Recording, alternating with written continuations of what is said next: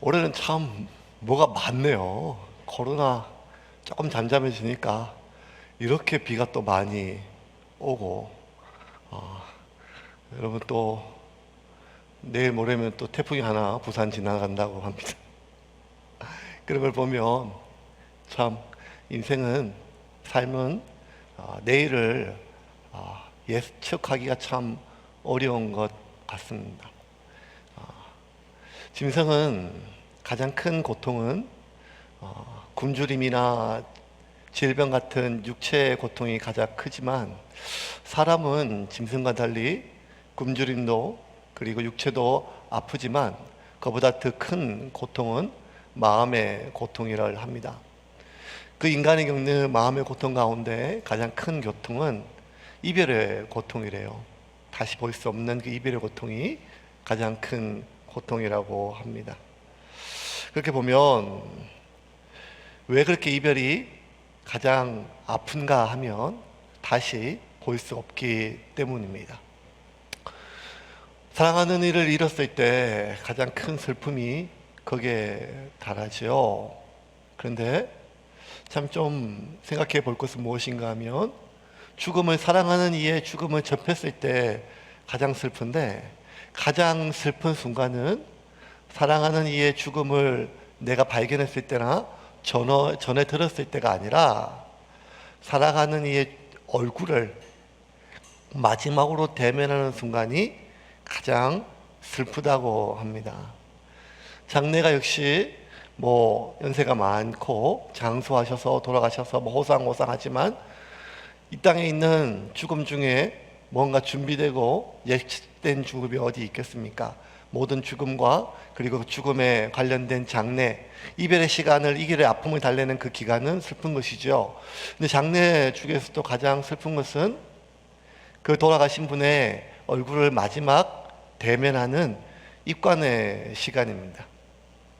돌아가신 분의 몸을 정성껏 수의로 그렇게 염을 하고 관에 모시는 입관에 보면, 돌아가신 이의 그 모든 몸은 몇 겹의 수의로 겹겹이, 몸뿐만 아니라 손 하나, 발 하나, 손가락 하나, 발 겹겹이 수의로 감싸는데, 유독 얼굴만은 수건 한 장 덮어 쓰이지 않고 마지막 가족과 함께 얼굴을 대면하는 시간을 갖습니다.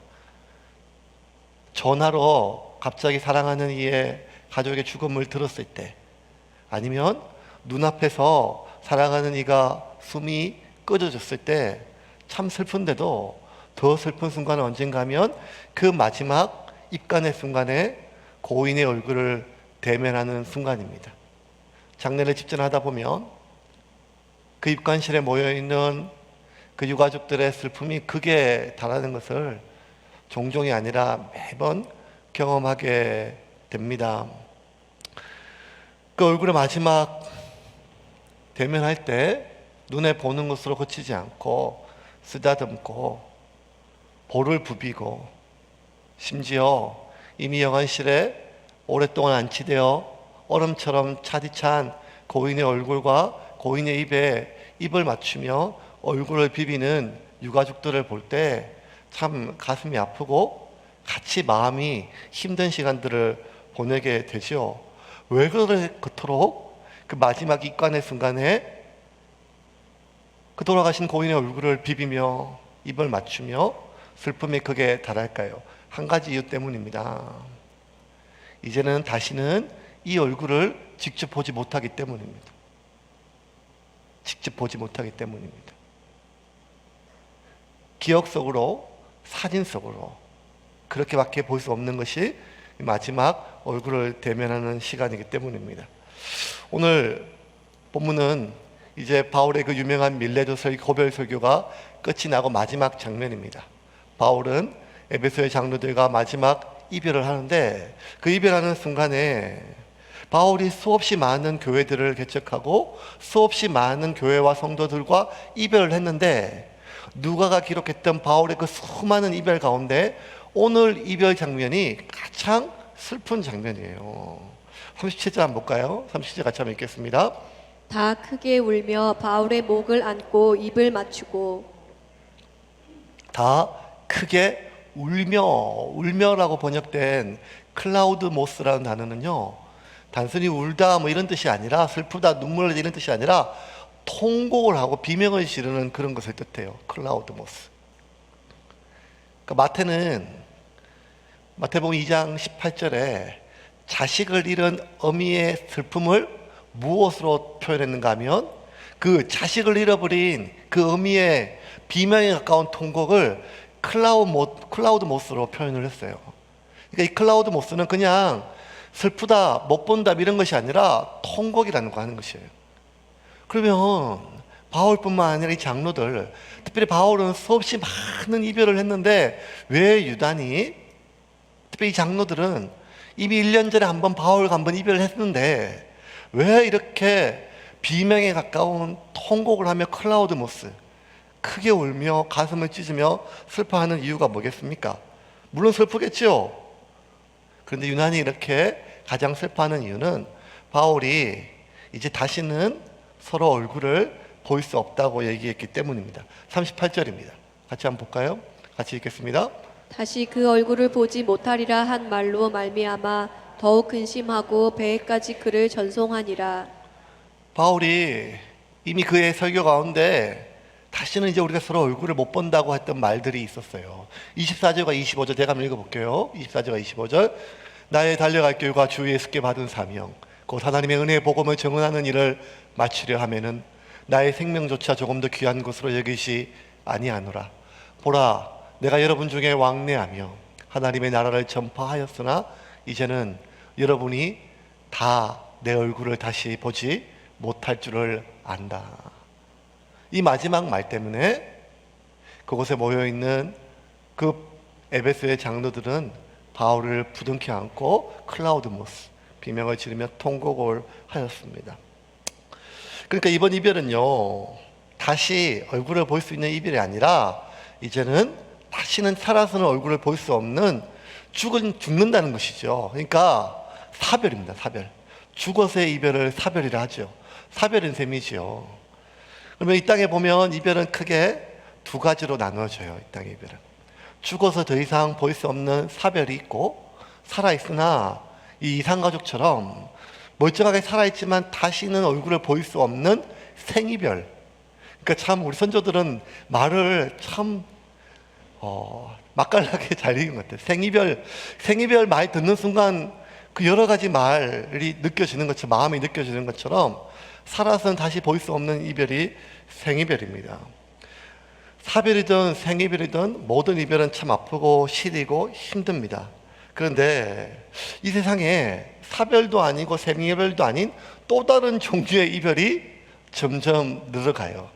그것은 살아서 더 이상 얼굴을 못 보는 생이별, 그것이 아니라 살아있지만 다시는 얼굴을 보지 않기를 결정하는 이별입니다. 부모가 자식이 부모를 내 눈에 흙이 들어갈 때까지 절대로 이 집에 다시 오지 말라고 하는 그 많은 그 무서운 말들은 어쩌면 내가 죽어서까지 너를 보지 않겠다고 하는 그런 결심이지요. 친구가 친구를, 부부가 부부를, 형제가 형제를 내가 이 땅에 살면서 다시는 너의 얼굴을 보지 않겠다고 그렇게 결심하고 그렇게 선포하는 이 이별은 어쩌면 죽어서 보지 못하는 생이별보다, 아니 살아있으나 어쩔 수 없이 못 보는 그러한 사별이나 생이별보다 훨씬 더 마음이 시리고 아플 수가 있습니다. 이별을 주는 그 고통이 인간이 당하는 가장 큰 고통이라면 죽어서 이별하는 사별의 고통은 그리움일 것입니다. 그리움이에요. 얼마 전에 한 목사님이 그 페이스북에 슬픔을 이렇게 좀 몇 개씩을 보고 저도 마음이 짠했었어요. 개척교회 목사님이신데 자식이 5이나 있으세요.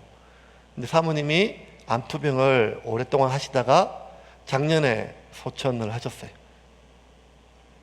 아내 생일이 돼가지고 아침에 자식 몰래 납골 땅에 갔다 오고 한참을 울었는데, 그것도 모르는 큰딸이 왜 엄마 생일인데 엄마 납골 땅에 같이 안 가냐고 막 성질을 내니까 얘기도 못하고 더 이상 우는 모습 자식한테 보여주기 싫어서, 그러면서 마지막 사모님이 돌아가시기 전에 성도들 앞에서 특송한 장면이 있었거든요. 특송하는 노래시 요괴뱃의 노래였어요. 자식들 5 남겨놓고. 그래서 하루 종일 그거 틀어놓고 그 슬픔을 달래시는 그 목사님의 그 이야기가 참 같은 시대를 살아가고 있는, 돌아가셨을 때 얼마나 많이 슬프셨겠어요. 그리고 아는 죽음이었잖아요. 서서히 진행되는 죽음이었고. 그런데 그 목사님의 글이 무엇인가 하면 갈수록 더 슬프대요. 그리고 갈수록 더 아프대요. 어쩌면 사별이 주는 그 아픔은 그리움일 것입니다. 그런데 이 땅에 살아있지만 다시는 얼굴을 보지 않기로 결심하는 그 생이별 아닌 생이별은, 그 생이별이 주는, 다시는 얼굴을 보지 않기로 결심한 그 이별이 주는 아픔은 그리움이 아니라 어쩌면 살면서 마치 목에 걸린 채끼처럼 소화되지도 않고 뱉어내지도 못하는 그러한 후회와 깊은 감정의 찢기들이 평생 가슴 속에 어디 한 구석에 남아있는 그러한 반복되긴 그 힘든 고통이겠죠. 그런데 이런 생이별, 가슴에 한 곳에 남아있는 생이별들은 자세히 살펴보면 관계가 오래된 관계일수록 그런 것 같아요.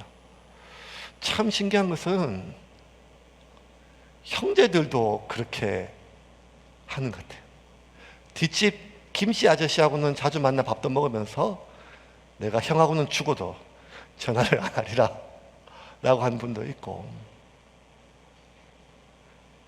어쩌면 부모에게, 자식에게, 그리고 친구에게, 그리고 오랫동안 관계가 오래된 관계일수록 상처가 늘어가고, 그리고 그 상처 속에서 더 이상 지탱할 힘이 없어지면 그 생이별 속에서 차라리 내가 후회하고 살지 너의 얼굴을 보지 않겠다고 하는 결심들이 어쩌면 점점 더 늘어갑니다. 마치 오래된 가구일수록, 손때 묻은 가구일수록 상처가 많이 나듯이 오래된 관계일수록 오해와 상처가 많습니다. 따지고 보면 바울이 1차, 2차, 3차 전도여행, 그리고 그 안디옥 교회에서 사역하던 모든 사역 기간을 통틀어서 가장 오랫동안 사역한 곳은 에베소였고, 가장 오랫동안 서로 관계를 맺고 양육하고 가까이 지냈던 곳은 바로 에베소 교회의 이 장로들이었을 것입니다. 그러고 보면 가까운 관계일수록 갈등이 깊고 상처가 깊다면, 어쩌면 가장 오랫동안 사역했고 가장 밀접하게 사역했던 이 장로들과 얼마나 많은 오감의 오해와 갈등들이 있었겠습니까? 갈등은 오해를 낳고 오해는 상처를 낳습니다. 에베소 교회에 사역하고 그 다음에 마지막 에베소 교회를 떠난 뒤에 1년 동안 바울은 마게도니아 전 지역에 있는 모든 교회들을 돌아볼 때 그때 에베소 교회로부터 들려오는 소문 중에 어떤 소문들은 바울에게 너무 아팠어요. 어떤 소문인가 하면 바울이 구제헌금을 횡령했다고 하는 소문이었습니다. 바울이 선교여행을 통해서 세워졌던 많은 교회들은 어려운 상황과 박해 상황 속에서도 모 교회였던, 한 번도 얼굴도 본 적이 없는 그 예루살렘 교회가 기근으로 참 고난당하고 어렵다는 이야기를 들으면 들을수록 그들은 어려운 상황에 십시일반 돈을 모아서 구제헌금을 보내었어요. 근데 지금처럼 뭐 이렇게 인터넷으로 송금할 수 있는 것이 아니니까 사람이 직접 가야 되잖아요.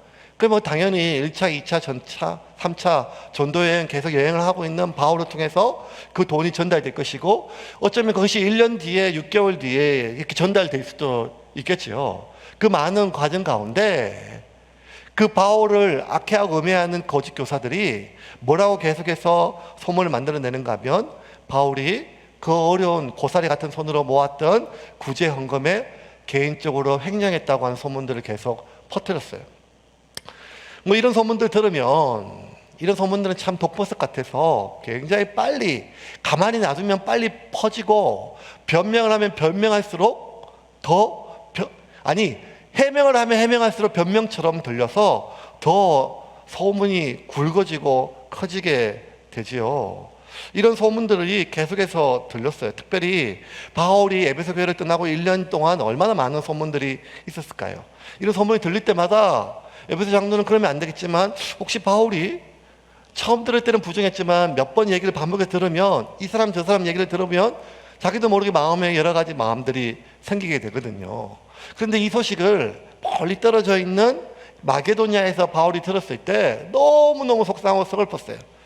나한테 원래 악의를 가지고 거짓말을 하는 그 나쁜 악한 인간들이 하는 거짓말은 어쩔 수 없다 하지만, 그래도 그 사람들은 나하고 3년 반을 지냈는데, 내가 어떻게 살았는지를 다 봤는데 어떻게 사람을 어떻게 보고 그런 말에 흔들릴 수 있냐, 뭐 이런 말들은 바울에게 진짜 지울 수 없는 상처고 한없이 서글퍼졌습니다. 그래서 바울은 1년 만에 장로들을 다시 만난 자리에서 자기는 이런 한푼 손댄 적이 없을 뿐만 아니라 누구한테 한 번도 도움 받은 적이 없는 돈 얘기를 다시, 어쩌면 변명처럼 들리는 얘기를 꺼냅니다. 33절 34절 보겠습니다. 같이 읽겠습니다. 내가 아무의 은이나 금이나 의복을 탐내지 아니하고 여러분이 아는 바와 같이 이 손으로 나와 내 동행들이 쓰는 것을 충당하여. 바울이 장로들에게 하는 당부, 여러분들도 그렇게 조심하십시오 하는 말 당부처럼 보이지만, 사실은 어쩌면 바울 스스로가 자신에게 들리는 수많은 소문들에 대한 변명처럼 들릴 수가 있거든요. 그런데 오늘 이들의 마지막 이별의 장면을 보면 장로들과 바울 사이에 그 어떠한 오해나 그 어떠한 서운함도 조금도 느껴지지 않고, 클라우드모스, 마치 부모를 떠나고 사랑하는 자식을 잃어버린 듯한 그런 큰 슬픔 속에서 그들이 서로 통곡하면서 서로의 이별을 갖게 됩니다. 왜 그들 사이에 수많은 오해의 씨앗과 갈등의 씨앗이 있었음에도 불구하고 그들은 전혀 서운해하거나 의심 품지 않고 이렇게 가장 사랑하는 이와의 이별처럼 슬퍼할 수 있었을까요?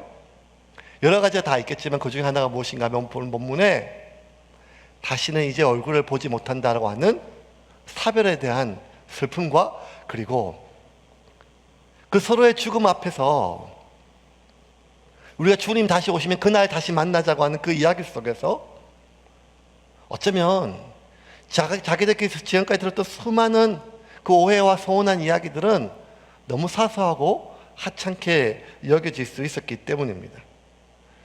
우리가 언젠가는, 아니 곧 죽음으로 서로 헤어질 수 있다고 하는 이 사별에 대한 기억은 우리 사이에 있었던 크고 작은 수많은 오해들과 그 문제들을 해결할 수 있는 힘을 우리에게 줍니다. 풀지 못할 오해가 없죠. 한때 그 사람한테 당했던 일이 너무 아팠어요.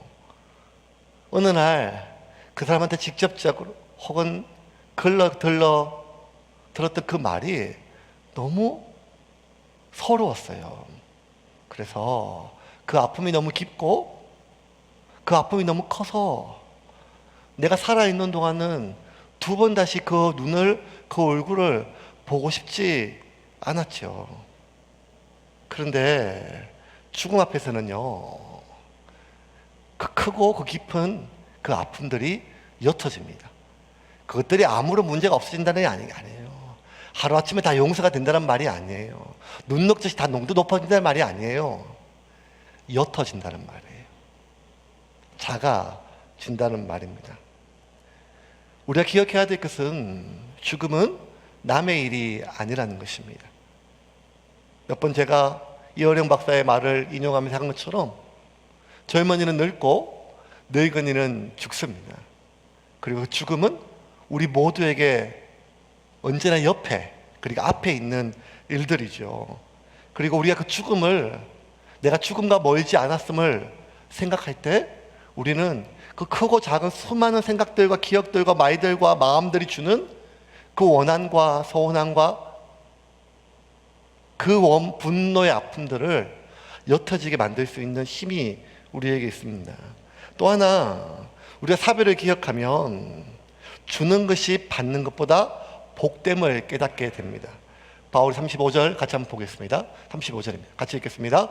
범사에 여러분에게 모본을 보여준 바와 같이 수고하여 약한 사람들을 돕고 또 주 예수께서 친히 말씀하신 바 주는 것이 받는 것보다 복이 있다 하심을 기억하여야 할지니라. 예수님께서 하신 말씀이에요. 복음서는 기록되지 않았지만 바울이 분명히 얘기했어요. 주님 말씀처럼 주는 것이 받는 것보다 복되다, 복이 있다라고 이야기를 합니다. 알죠? 우리도 주고 싶어요. 받는 사람보다 주는 사람이 되고 싶죠. 늘 그렇게 사랑을 주고 싶고 용서를 주고 싶고 관심을 주고 싶습니다. 다 알죠? 그런데 문제는 어느 순간이 되면 우리가 지치게 된다는 것입니다. 내가 언제까지 이렇게 주기만 해야 되는가? 내가 언제까지? 나의 상태가, 나의 마음이, 나의 삶이 너무 고되면 주는 것이 우리로 하여금 지치고 고되게 만듭니다. 상대가 누구라 할지라도 이 세상에 제일 귀한 것이 역시 자식이죠. 눈에 넣어도 안 아픈다는 말이 과장이 아님을 자식을 키워본 사람들은 다 압니다. 근데 그렇게 이쁘고 귀한 자식도 키우다 보면 너무너무 지쳐서 이 자식이 내 자식인 것을 까먹을 때가 있습니다. 6살밖에 안 됐지만 왜 군대는 20살에 가야 되는지 한스러울 때가 있는 것처럼 그냥 7살에 군대 보내고 8살 때 시집 보내면 얼마나 편할까 이런 생각이 들 정도로, 그런 생각이 들 정도로 너무너무 이쁜 자식인데도 아이들 키우는 것이 너무너무 이쁜데 행복함에도 불구하고 너무너무 지치니까 내가 도대체 언제까지 이렇게 해야 될까 지치게 돼요. 이 세상에 그 부모의 고마움이, 감사함이 얼마나 큽니까? 그거 모르는 사람이 어디 있겠습니까? 말로 다 할 수 없죠. 자식을 길러보면, 낳아보면 그 부모가 더 귀하죠. 그렇게 고마운 부모님도 어느 순간 우리가 지치면, 고되면 그 부모님의 고마움보다 나의 지침과 나의 무거운 짐이 더 크게 다가올 때가 있습니다.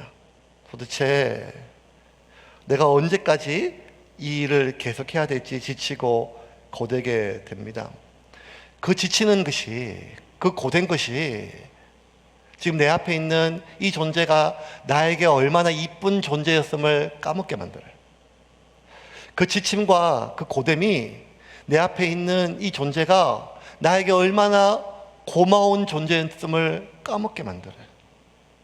그 지침과 고됨이 지금 내 옆에 있는 이 존재가 내가 사랑하고 사랑한 존재라는 사실을 잊게 만듭니다. 그렇게 이쁜 자식도, 그렇게 고마운 부모도 우리가 이쁨과 고마움을 잊게 만든다면 자식만큼 이쁘지도 않고 부모만큼 고맙지도 않음에도 단지 남편이라는 이유만으로, 단지 아내라는 이유만으로 끊임없이 주기만 해야 한다면 지치지 않을 사람이 뭐가 있겠습니까? 단지 형제라는 이유만으로, 그리고 단지 교우라는 이유만으로 일방적으로 내가 줘야만 한다면 그가 아무리 귀하고 그를 돌보는 것이 하나님의 뜻이라 할지라도 우리는 지치고 고되게 됩니다. 그래서 다시는 그의 얼굴을 보고 싶지 않을 때가 오게 돼요. 그런데 여러분, 참 신기한 것은 그 죽음에 대한 생각은, 사별에 대한 자각은요, 우리가 도대체 언제까지 이 사람께 줘야 되는가 하는 그 부담감과 그 억울함에서 조금 더 우리를 좀 자유롭게 만듭니다. 어느 순간 이 존재가 영원히 나와 이별할 수 있다는 것을 내가 깨닫게 되는 순간 더 이상 내가 주지 않아도 된다고 하는 해방감과 언제까지 내가 줘야 된다고 하는 그 부담감으로부터 잠시 벗어나는 안도감은 있지만 이내 더 이상 줄 수 없는 그 상황이 오음에 대해서 참 아쉽고 그리고 슬픈 순간이 오게 됩니다. 저는 요즘에 애들이 너무 이쁘거든요. 그래서 막 성경 애들도 너무 이뻐하면 집사람이 하나 더 낳을까 이렇게 말도 안 되는 얘기를 이렇게, 그래서 하나 더 낳을까 얘기하면 집사람이 낳을 자신 없고 기를 자신은 있는데 이렇게 얘기하면서도 성경원에 가서 애들은 안 보더라고요. 그래서 애들 늘 그랬었는데 요즘 이제 어머니 집에 모시면서 제가 이제 아침에 이렇게 4층에 데이케어 센터에 모셔드리거든요. 아침에 손잡고 어머니 손잡고 이렇게 걸어와요. 예, 손잡고 걸어와서 4층에 있는 데이케어 센터에 모셔다 드리면 같은 엘리베이터에 선교원에 애들 맡기러 오는 엄마와 같이 올라가요. 되게 신기해요. 가만히 요새 좀 새로운 눈으로 제가 봤는데 그 선교원하고 이 노인 데이케어 센터하고 되게 비슷해요. 첫 번째는요, 아침에 다 부모가 손잡고 와요. 자식이 손잡고 오든지 부모가 손잡고 혼자 못 와요. 두 번째는요, 프로그램들이 거의 비슷해요. 노인 데이케어 센터 제가 잠시 가보니까요, 똑같이 낱말 맞추기 하고 뭐 이런 것들. 선교하고 또 비슷해요. 심지어 가끔씩 실례를 하시는 분들이 있어서 기저귀 갈고 오줌 닦아주고 뭐 먹을 때 떠먹여주고 침 흘리는 모든 것들이 거의 비슷하게 느껴져요. 그래서 제가 어머니 손을 붙잡고 이제 그렇게 오면서 두 가지 생각이 들어요. 얼마 전까지만 해도 곧 돌아가실 줄 알았는데 이렇게 걸어서 노인 데이케어 센터에 내가 모시고 오는 게 너무 신기하고 좋은 거예요. 그리고 너무너무 빨리 회복되시니까 얼마나 대견하시고 장한지 모르겠어요. 그러면서 어머님이 한 20년은 더 사실 것 같아서 한 20년 동안 계속 이렇게 모시고 다녀야 되나? 이런 생각도 가끔 한 번씩 들기도 하지만 여러 가지 마음이 들죠. 저녁에 이제 5시에 어머님을 다시 모시러 가요. 차량이 이렇게 모시고 가는 게 그 서비스가 있는데 제가 일부러 그렇게 해요. 저녁에 이제 어머니 모시고 오면서 석수체육공원에 이제 몇 번 쉬면서 한 바퀴씩 이렇게 벤치에 앉아서 이렇게 있으면서 여러 가지 말들을 해요. 근데 참 신기한 거는 어제 했던 말, 그저께 했던 말, 일주일 전에 했던 말을 매번 반복적으로 얘기를 하세요. 빌려줬는데 못 받은 돈, 떼먹은 돈 계속 얘기하시면서 하루 종일 얘기를 하세요. 그런데 그 어머니 얘기를 들으면서 계속 머리 한 번 더 쓰다듬어 주고 얼굴을 자꾸 만지게 되고 손을 더 한 번씩 더 만지게 돼요. 제가 놀랬는 모양이에요. 어머니 돌아가실지도 모른다는 생각에. 그래서 그 한 번 더 만져보고 또 만져보고 또 만져보고 말도 안 되고 진짜 희한한 얘기를 계속 반복적으로 하시는데도 그게 재밌고 예뻐 보이고 귀하게 여기기는 저는 마음은 제가 며느리가 아니라 아들이라서 그렇겠죠.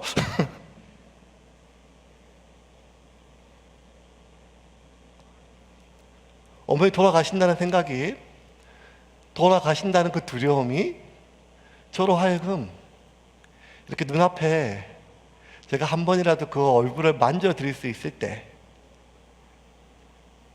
그 손을 한 번 더 만져드릴 수 있을 때, 한 번 더 머리를 감겨드릴 수 있을 때 하나님이 제게 주신 귀한 선물이고 소중한 시간임을 제가 아버님이 돌아가시고 30년 뒤에 깨달은 것 같아요.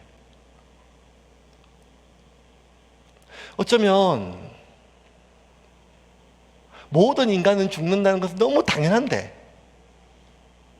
젊은이는 늙고 늙은이는 죽는 것이 너무 당연한데 우리는 나와 그분의 죽음에 대해서 나와 상관없는 것처럼 생각하다가 어느 날 갑작스러운 죽음을 통해서 그 사랑하는 이를, 때로는 미워했던 이를, 때로는 다시는 얼굴을 보지 않기를 결심했던 이의 죽음을 접했을 때 우리는 너무 당황하고 다시는 그에게 줄 수 없음을, 다시는 그에게 베풀 수 없음을 한탄하고 후회하며 사는 삶이 얼마나 많은지 모르겠습니다.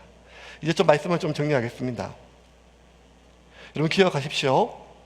우리는 언젠가는, 아니 곧 사랑하는 이를, 때론 다시는 얼굴을 보고 싶지 않을 만큼 불편했던 그 사람과 이별, 죽음이 갈라놓는 이별의 시간들이 접하게 될 것입니다. 그리고 또 한 가지는요, 오늘 본문이 우리에게 주는 메시지는, 바울이 그 장로들에게 주는 메시지는, 야, 목회하다 보니까 별 얘기 다 듣더라, 별의별 사람 다 만나더라, 앞으로 너희도 나와 같이 그런 얘기 듣고 그런 일 당할 건데, 너나 나나 그 사람들이나 다 죽을 날 받아놓은 사람들 아니냐? 그냥 웬만하면 참고 잘 견뎌라. 뭐 이 정도의 이야기가 아니었어요. 사랑하되 끝까지 사랑할 수 있는 힘은 그와 내가 결국 죽을 수밖에 없는 연약한 존재임을 발견할 때, 그렇게 분노할 만큼 내가 대단한 존재가 아니라는 것이에요. 절대로 용서가 안 될 만큼 그 사람이 그렇게 악한 존재가 아니라는 거예요. 모든 인간은 다 거기서 거기라는 거예요. 젊은이는 늙고, 늙은이는 죽고, 죽은 몸은 흙으로 돌아가며 그 영혼은 하나님 앞에 다 서게 된다는 것입니다. 우리는 그와의 이별뿐만 아니라, 그와의 사별뿐만 아니라 이 세상과도 사별할 것임을 기억하게 된다는 것입니다.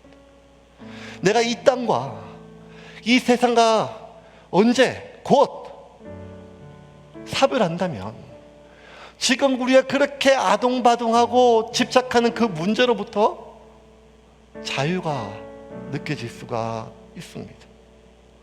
좀 더 쌓고, 좀 더 받고, 좀 더 누리는 삶에서 주고, 용서하고, 풀며, 베풀며 살 수 있는 하나님의 은혜가 우리에게 올 수 있도록, 그 은혜가 우리에게 오는 것이 막히지 않도록 분노와 용서치 않는 그 마음들이 주님의 능력으로 해결될 수가 있을 것입니다. 주는 것이 받는 것보다 복이 있다라고 했습니다. 주님은 주는 것이 받는 것보다 복이 있다고 하셨습니다. 이 말은 주는 것이 받는 것보다 더 행복하다는 뜻이 아니에요. 이게 중요해요, 여러분. 주는 것이 받는 것보다 더 행복하다 하지 않았어요. 주는 것이 받는 것보다 복이 있다. 우리의 인생의 목표는 행복한 것이 아니라 복되는 것입니다. 복된 인생인 것입니다. 그리고 그 복은 심령이 가난한 자가 누리는 복이며, 애통하는 자가 누리는 복이며, 마음이 청결한 자가 누리는 복이며, 온유한 자가 누리는 복이며, 의를 위하여 핍박을 받는 자가 누리는 복이 어떤 복인가 하면 주님으로 인하여 우리가 누릴 수 있는 복입니다. 여러분은 사랑받기 위해 태어났고, 복이 되는 인생이 되기 위해 태어났지, 오직 나만의 행복을 위하여 나를 불행하게 만들고, 나를 지치게 만들고, 나로 하여금 서운하게 만들고, 나로 하여금 무거운 짐에 짓눌리게 만드는 그 모든 걸로부터 끊어지고 단절된 채 행복하고 즐겁게 살기 위하여 주님께서 우리를 위하여 십자가에 달려 죽은 것이 아니라, 주님이 자신의 생명조차 아낌없이 우리에게 주신 것처럼 우리 역시 우리에게 남겨진 삶을, 우리에게 주어진 시간을, 내 인생을 그렇게 줄 때 내가 복되는 인생임을 깨달을 때, 우리는 마지막에 눈을 감는 순간 후회 없이 주님을 만날 것입니다. 사랑하는 세움교회 여러분,